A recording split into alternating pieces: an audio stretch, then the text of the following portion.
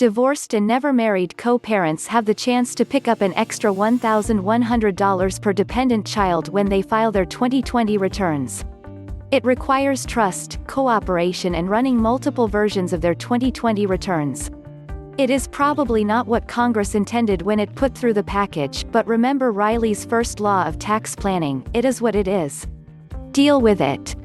The opportunity comes from the peculiar way in which economic impact payments, i.e. stimulus checks, interact with the Recovery Rebate Credit. To make this discussion simpler, I am going to assume that nobody has adjusted gross income (AGI) over $75,000, which is when the credit starts phasing out. To follow along, I recommend that you go to the Recovery Rebate Credit Worksheet on page 58 of the Form 1040 instructions. Despite widespread availability of various sorts of software, Reilly, 7th Law of Tax Planning, read the instructions, is still valid. We are going to go through the form twice and I will try to explain it well enough so you stubborn people who won't look at the worksheet can follow along. Robin and Terry are divorced. Robin has custody of Kyle, who was born in 2011. Robin and Terry each have adjusted gross income of about $60,000. Terry pays child support but never worried about getting Robin to share the exemption for Kyle. A lot of couples alternate and they are probably going to get the windfall just by keeping on. Terry pretty much figured that neither of them would die destitute and they would both be leaving everything to Kyle, so why sweat the small stuff? By the way, that attitude cuts the stress of divorce considerably. Here we go.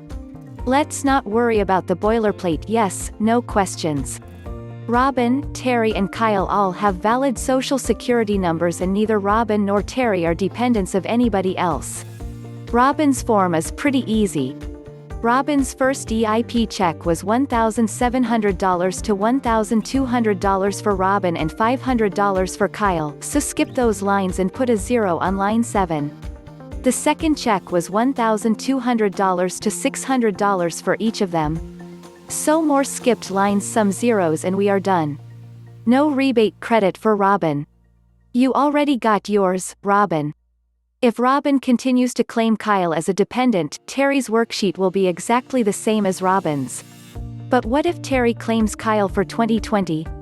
Terry will have $1,700 on line 7 and $1,200 on line 11. Since Terry's AGI, line 11 of page 1 of 1040, is $60, there is some more line skipping and those amounts are moved to lines 15 and 18 respectively, where they will have the payments Terry received subtracted from them and the results added together, resulting in a credit of $1,100. But what happens to Robin, who received that $1,100 up front, so to speak? Nothing. The IRS made it clear back in August and there is nothing that indicates the second EIP changed anything, or, for example, you received $500 for your child whom you claimed on your 2018 or 2019 tax return.